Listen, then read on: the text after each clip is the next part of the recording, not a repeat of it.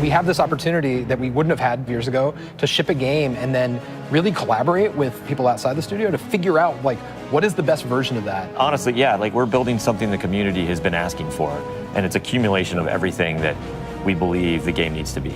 The upside to that is we're not holding anything back. All the feedback we've heard for the last year is, this is it, it's in Forsaken.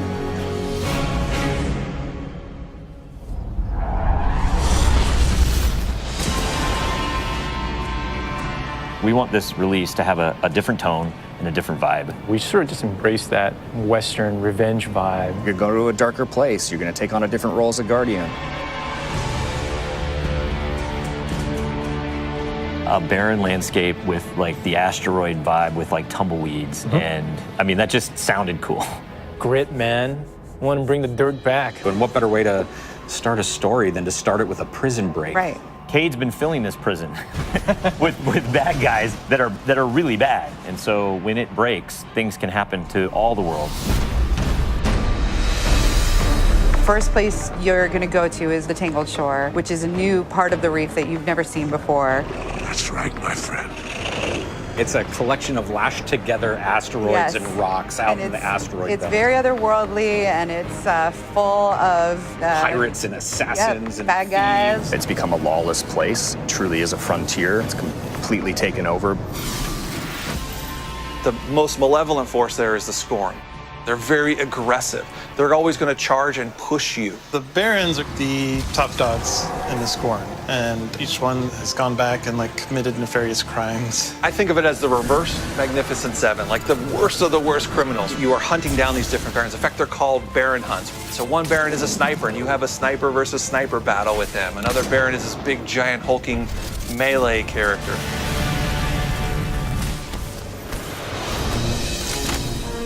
One of the things we're most excited about is the new weapon system. Hey, if you like Destiny 2, great, play that way. But if you like Destiny 1, great, play that way. But if you're crazy, why not 3 shotguns, right? Just for the fun of it. We need to have as many ways as possible, and then we need to have people fighting about it. Like, no, man, you f***ed up, you're taking the wrong weapons, or can I say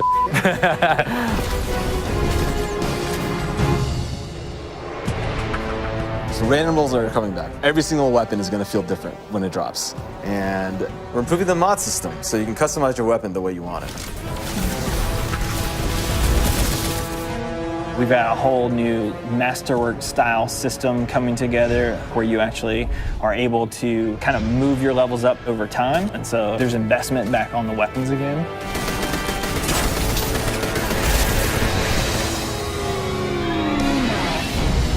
New supers, yeah, crazy new supers. What's your favorite? Fire knives are awesome, which is a different take on Golden Gun. We took a lot of inspiration from Rise of Iron, cast that thing. You got a huge hammer now, and you slam that thing down, and it sends out this fire in front of you that then creates a fire tornado.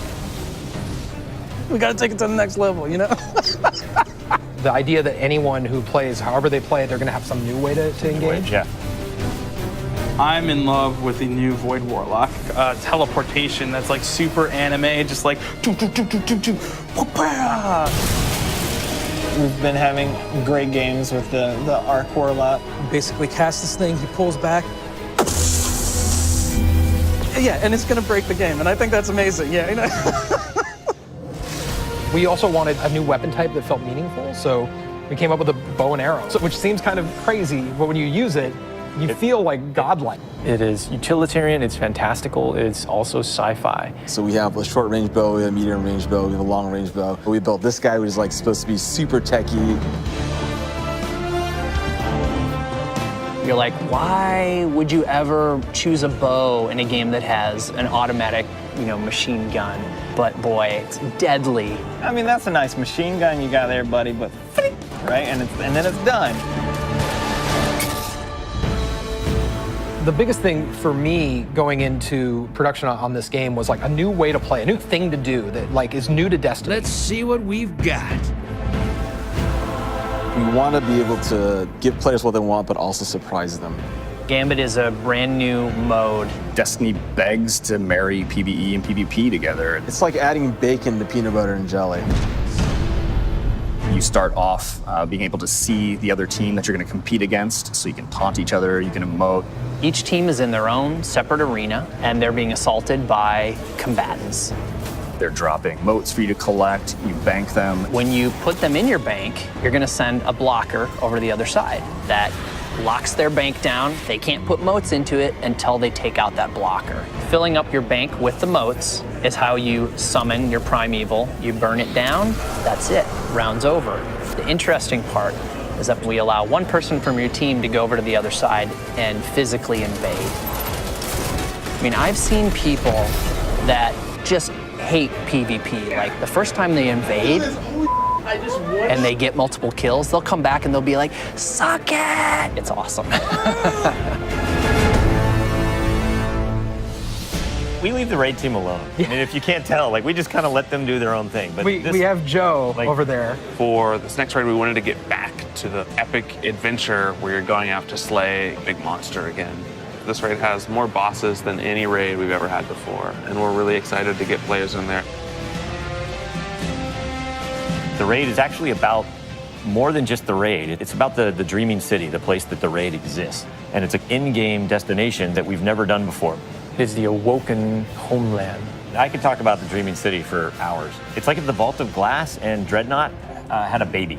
If they were like twins. Or the twins. Yeah, that's actually more accurate. Yeah, they're like twins. If, Yeah, like, yeah, you yeah. had twins, and then you took those twins and you put them on the doorstep of Peter Jackson, raised them as his own, and then that's the dreaming city. It is magical and weird and mysterious. It's designed to be a destination that has puzzles that you need to solve. A lot of hidden corners, lots of passageways that might not seem to exist the first time. And the raiders, they affect this destination. They change it for everyone. It's like this cyclical endgame place where there's just secrets and different activities that unveil over time. So the dreaming city that you see at launch is not going to be the same dreaming city 2-3 weeks later.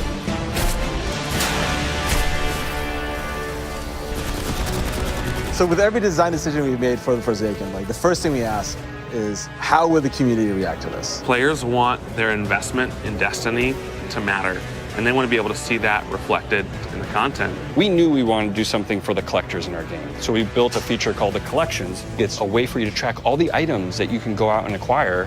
There's so much gear in our game. There are 2,000 items you can get. Go get them. You can look at sets and you can say, I haven't filled out this set. What do I have to do to go get it? If I want to find like how many guns in the world, I can actually go look now. We also had a triumphs thing, which is just acknowledging your achievement. It like ties into records, it ties into lore. It's a thing that can help you drive like, hey, I want to do that. And if I do those things, I can get a title. Like I can have a title floating over my name that says that I'm a god or whatever. Not me, but like you. We want Forsaken to feel like a game that never ends. So we're going to reinforce the hobby and make the experience something that can be played night over night. We're changing the weapon slots. We're changing how the pursuits work. We're adding new features like the collections and the triumphs. We built Gambit. We've got a whole bunch of new weapons to chase, exotics that are really powerful. We have Lisa focusing on some sweet new exotic armor. Maybe we gone overboard, like dialed it too high. Or to go out there and collect in the world, exotic armor pieces to go out there and hunt. We're working on armor perks, random rolls, new mod system, new subclass paths. We're making Forsaken for people who love Destiny. Making a game that we can all love. That is the goal. That's what we're going to constantly be pushing towards, always. Everything we're building is through that lens.